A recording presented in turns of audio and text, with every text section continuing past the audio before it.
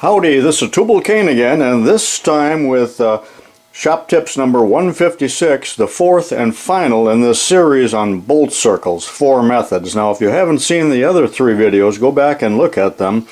And I did bolt circles like this by the digital readout method, the rotary table, and the index head method. And today I'm going to do the simplest of all, and that will be just laying them out both on paper and on the granite surface plate here on steel, using traditional layout methods, and then just drilling with the drill press rather than the milling machine. Many of you do not have a milling machine, and this may still be useful. Now remember, a bolt circle doesn't have to be 6. It could be any number from 2 to 4, 5, 6, 7, 8, whatever you want. But 6 is probably the most common. Probably the simplest method of laying out 6 holes in a bolt circle would be, well, let's do it on paper here. It's not all that accurate. It was taught to me by Mrs. Breckman in the 7th grade. So with the center line there, or the starting point here, just take a compass, could be a divider if it's on metal, draw a circle, and then starting at any point here, I'll start near the top. Put the divider into that point, swing an arc, and just move your way right around the circle until you have 6 points. But as you will notice, as I come to the last one, right here, that it doesn't come truly on the other line, so we miss it by a little bit, and that's what I meant by inaccurate. Now to increase the accuracy a little bit, you can also do this. Again, starting here, we got 1 and 2, and then go from the other way. 1, 2, and then the third one here on the bottom might have been a little clearer if I would have started with another one. Right there, and then you see they do not coincide, but yet the error is split here by really this side and this side. So that's another possibility of doing that. Now let's go over to the bench and do it actually on metal, which to me will be the more accurate method. Now first you need to find the center of the work, and that can be done several different ways, and one is to simply use a center finder of whatever type you got. I like this one a little better, but using the center finder, just put that on the work, and in 2 or more places make a mark, and then you're ready to center punch. Now I didn't put a layout die in there, but I believe you can still see it. Let's look at another method. Here's a method I've been using quite a bit lately, and I've got some 2.5-inch stock in the 3-jaw chuck of the lathe, and I haven't even faced this, and it's a little bit rusty, but that might serve to allow you to see a little better. Then using a real sharp center, not a ball bearing center, because some people are going to say that I'm abusing the lathe, but if you just slide this in gently with your sharp center, and I'm going to use the word ram, which probably isn't a good word to use, but I'm going to push it in like that, clunk, and it will give me the center, depending on how accurate, of course, the 3-jaw chuck is.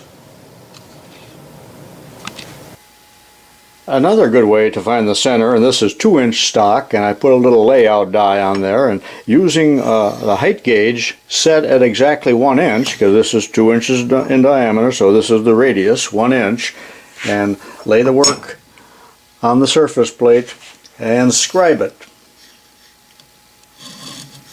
and rotate it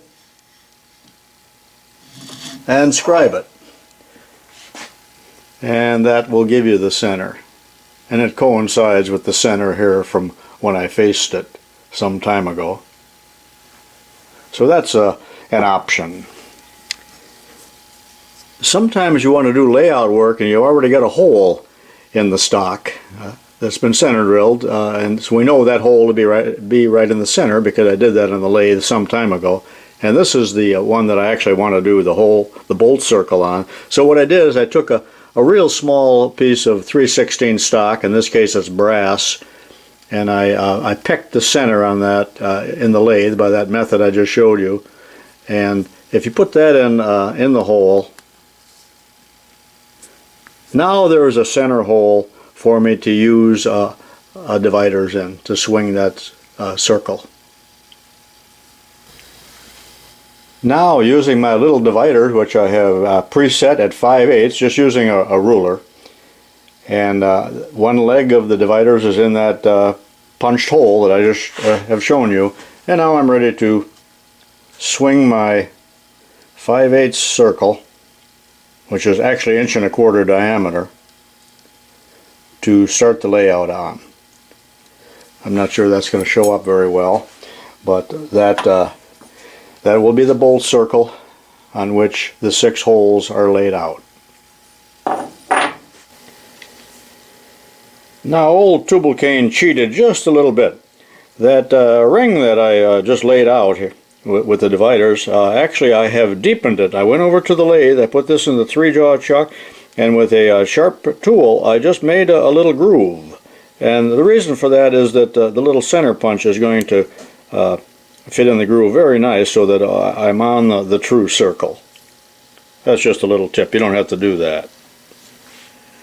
Now I'm going to use a 1, 2, 3 block here. You could use a V block or angle plate or whatever you want to set the work up against as you do your layout. You don't have to do that, but on larger work I like to hold it on with a little C-clamp, but the C-clamp would interfere with what I'm going to do. So I have 3 real strong magnets here, and you could also use double back tape to hold it on there. That's just also a little trade secret. Boy, those are strong magnets. And make sure the work is down on the angle plate,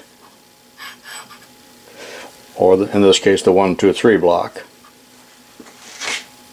It's so nice to work on a surface plate. Be sure and wipe it off periodically. Feel it with your hand, with your clean hand. You can feel any chips. Also, you need to clean the bottom of your fixture, whatever it is, and repeatedly and often clean the bottom of your height gauge.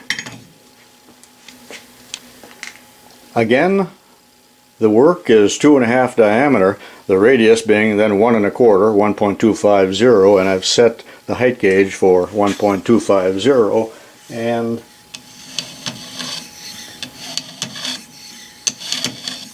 I'm just scribing a horizontal line. And you know what I like to do? I like to scribe it over and over so that I actually have made a little furrow or groove. This is a carbide tipped scriber, so you can actually machine the work ever so slightly with that. So there's our horizontal line. We've got 2 holes laid out now for the 6-hole bolt circle. When we have 6 holes, they're 60 degrees apart. That's 360 divided by 6. So I'm using a 30-60 triangle. This is a little hardened one. I don't know where I got it, but I sure do like it. I've got one in 45 degree too. Now if you don't have one of these, and you probably don't, it's probably going to be just as accurate to use your drafting 30-60 triangle. I put that little center brass piece in there now so that when I lay the 30-60 triangle on there, I can line it up with that little center point. So what I'm going to do is, I like to wear my optivisors, and I've said this many times, but if you're over 40 you need one of these, and that's the number 3 lens, which is the focal length of it, which I think is the best for general purposes. So getting down on my knees and using my optivisor and lining it up with that center punch mark, I scribe it thusly and reverse it and do it again. Now if you're laying out 4 holes, all you need of course is, I already got the horizontal line, so use your 90 degree, and then you would have 4 holes. If you are doing 8 holes, then use your 45 right through there, reverse it, and you would, depending on how accurately you work, you will have 4 or rather 8 holes now laid out. And you can do any number of holes by just doing your math and using the right protractor or triangles or whatever is necessary for the job at hand. Okay, on the bolt circle, which is this scribed circle again, you can see a total of 6 points. This particular line here is pretty faint. I probably ought to scribe that again. Now I'm ready to center punch on those 6 points. And when I do center punch now, I'm using a real small center punch, or a prick punch works good. But as you can follow the groove, the furrow that I talked about, until you get to the intersection. Straighten it up and tap on it with your little brass hammer, and you can very accurately center punch those. But again, there's a little craftsmanship involved in that, because it's very easy to let it slip or have your center punch off of vertical, and the center punch hole does not end up where you want it to be. Now I'm ready to center punch, and the 6 little points that I have circled with a black Sharpie are the 6 holes for the bolt circle. Now I probably shouldn't have done this, but the other marks that you see here, you know, this mark here and over here and here and here, that would be if you're doing 8 holes. So I hope that didn't confuse you. Now I don't like to do my center punching on the granite surface plate, so I moved back onto the maple bench, and I will just, as I just showed you, using a little center punch, follow the furrow until I get right on the mark, raise it up, and strike it. Flash. I interrupt this video for a short product review. You know, I've long used these Rayovac industrial type flashlights, and I do like them, and have always liked them, and they've made them since I think the beginning of time. But here's a traditional one that uses a standard little light bulb, incandescent type, and you know, they emit a rather puny yellowish glow. And batteries, what do you got, 15 minutes, you know. But recently they came out, Rayovac did, with the LED version, and of course it's industrial grade, you know, industrial grade, and they got all kinds of different languages on the front. I don't go for that, but you can drop these from 7 feet, you know. So when I picked this up with my wife, you know, she said, you know why? And I said, no, why is it 7 foot? She said, because people set them on the top of a stepladder, you know, and knock them off, and evidently they can survive that, although I'm not going to try it. But since also the beginning of time, any of you guys that have used this type of flashlight with a sliding switch, you know that these are troublesome because of bad contacts or corrosion or whatever. They don't last very long, and I think we've all had these where we gotta, you know, to get them to work. Well, I bought several of these. I got 2 here in the basement of the LED type, and several outside in the garages. But I did buy one of these, and that switch acted up within days, you know, where you had to shake it. So I took it back, and it was at Menards, and they instantly said, oh, you want another one? Yeah. I said, well, just grab one, you know. And so they were real good about that, and I'm not going to give up on them. But you think they could make the switches a little better. You really could. But what really made me laugh here, batteries were included, and that's usually not true with most devices. But I got a kick out of the fact that the batteries that they were included are not even their own Rayovac brand, nor are they alkaline. but they are super heavy duty. I guess they couldn't afford their own. The world is being controlled by the battery companies, you know. Wonder what the average American spends per year in batteries. You know what? I forgot to do the most important thing of all, and that's to show you the brightness of these flashlights. So the standard one here had batteries that were getting kind of weak, and they just barely glowed. So I put in a brand new pair of the Rayovac alkalines in this one. So brand new batteries. Those cheap batteries like I just showed you. So I'll just shine them into this cardboard here for comparison. Lights. That's the yellowish glow of the traditional one. And here's the more bluish, and it's quite bright. There's 3 LEDs in this, quite bright. Now, what I've noticed with LED flashlights, especially this kind here, the light doesn't carry a long distance as compared to this. But really in the basement here and in my work, the thing I'm interested in is illuminating, you know, whatever job it is that I'm doing. So I really do like these LED flashlights, and the batteries last a long time. Lights. I have voice activated lights in the basement, as you have noticed, courtesy of Jordan. By the way, and it says 55 hours. Well, I'm quite dubious about that. But anyway, get yourself a couple of these. I think they're only about $6, batteries included. Recommended product, but get the LED because they still sell the old style as well. Probably got a warehouse full of them someplace. And that concludes this little series here on the flashlights. A little automatic center punch also works real well.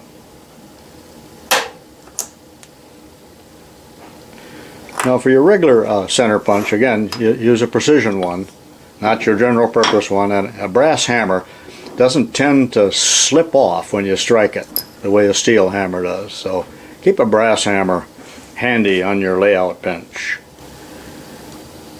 I'm sure I mentioned this many times, but the purpose of the little magnifier hammer is to make sure that your center punch is, you know, in the groove or on the mark. So you hold that in place, and with the other hand you're holding this. Then you don't have to set something down. You get the hammer in your hand and you're ready to strike it, but then again you're breaking the rule that I just told you about using a brass hammer. And as you can see from the face on this hammer, I don't believe I've ever used this one. Starrett makes one. This is a knockoff here, but I tend to think of them as a novelty. Contrary to what you might think, I'm not making a chocolate shake. This is not a Mixmaster. This is a high-quality Do-More precision drill press. Some of you may have never seen one, and do not confuse them with the little cheap things you might see in some of the catalogs. That I think it's probably about $500 for this. Of course, old Tublalcain's never bought anything new in his life, and you know this thing runs at 17,000 RPM, which is a little fast really for what we're doing here. So I do have it hooked up to this little speed control here to reduce the speed. Do not confuse it with my little precision $1,200 Cameron drill press, which I also favor, but I'm just showing you an option here. Well, why are you even showing us this? I know what you're thinking. You know, you're off the subject, and to some extent I am off topic, but these are what I call, or are widely called, sensitive drill presses. So as you drill with them, you can feel it. You get onto a real large drill presses and you have no sense of feel at all. It's easy to break little drill bits. I like to keep 16th inch or smaller bits in these little drill presses of mine. This one needs a new chuck. I got a little bit of a wobble on it. But also notice here that the table raises and lowers as we feed it, rather than the head going up and down. Cast iron base. It's a rather heavy little machine. And they would be used in the aircraft industry and instrument industry and so on, where women are sitting in probably a long line and drilling precision parts. Now the Dumore company, as you know, makes the best tool post grinders, and you've seen some of those in my videos as well. But lesser known is that Dumore makes a lot of other industrial products revolving around their motors. So they make these drill motors that are used in many automation machines, maybe several of them, you know, drilling coming in from different directions that can be purchased by manufacturers who are making tooling. So the Dumore name is a very prominent name, even if you have not heard of it. And we can also, on this one, raise and lower the head, raise and lower the table at this point, in addition to this. So you can see that it's really a neat little machine. Some moron over the decades, of course, has drilled the usual holes in there. I might take this off, put it in the lathe, and face it. Clean it up a little bit. Some of them are too deep to face off. I know, I'm off the subject. And why am I telling you that? Because generally, if I want to be accurate with my holes, I like to start with a small pilot hole. This is 1/16 inch, brand new bit, by the way. And drill in just a little ways, perhaps 1/8 of an inch. You can go all the way through if you want, but there's always the chance of breaking it. But when you use a pilot hole like that and you're truly on the mark, later on when you step to the other drill press, that hole isn't going to move on you. It's right where you want it. And if you've drilled enough holes in your life, and old Tublalcain has drilled millions, and I do mean millions, it is very possible for a hole to move on you as you're drilling it, for the drill to skate off if there isn't some way to hold it onto its mark.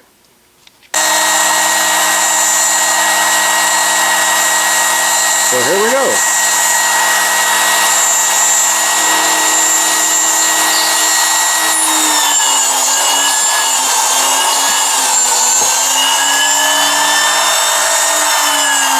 And I will drill each of the 6 holes like that with the 1/16 inch bit, just a little ways in. Then they are established. I'm now at the Walker-Turner drill press, and these drill presses really are classified as sensitive drill presses. Not to the degree, of course, of those little precision ones, but you certainly can feel what you're drilling with these. And I'll hold the work in a vise because there's a tendency for it to want to twist around work like this as you're drilling it. And I will very easily be able to drill and follow the holes that are started, and be sure and line up the slot here with the holes you're drilling so you don't drill into your vise.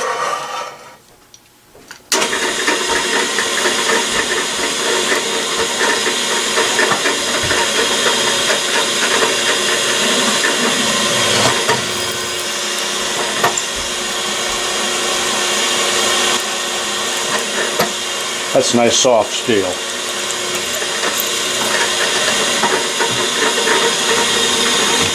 If you haven't seen the earlier videos, of course, the whole thing here was to make these little flywheels that have a bolt circle as opposed to the spoked type flywheel.